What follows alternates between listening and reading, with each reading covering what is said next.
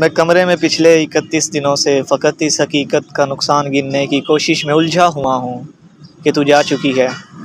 تجھے رائیگانی کا رتی برابر بھی اندازہ نہیں۔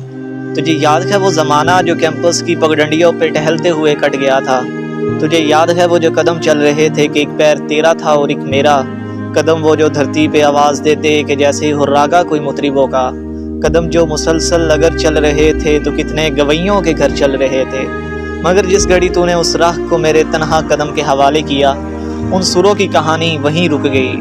کتنی فنکاریاں، کتنی باریکیاں، کتنی کلیاں بلاول گویوں کے ہونٹوں پہ آنے سے پہلے فنا ہو گئے۔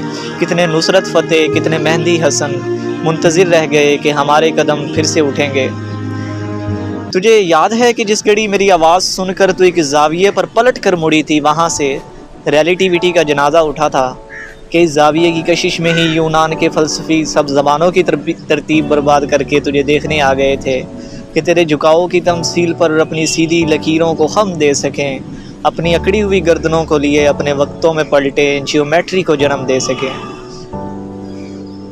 اب بھی کچھ فلسفی اپنے پھیکے زمانوں سے بھاگے ہوئے میری راہوں میں آنکھیں بچھائے ہوئے اپنی دانست میں یوں کھڑے ہیں کہ جیسے وہ دانش کا منبع یہیں پہ کہیں ہے، مگر مڑ کے تکنے کو تو ہی نہیں ہے۔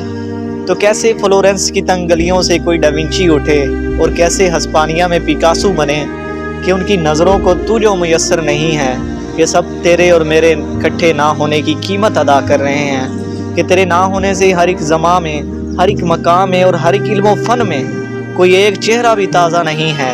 تجھے رائیگانی کا رتی برابر اندازہ نہیں ہے، تجھے رائیگانی کا رتی برابر اندازہ نہیں۔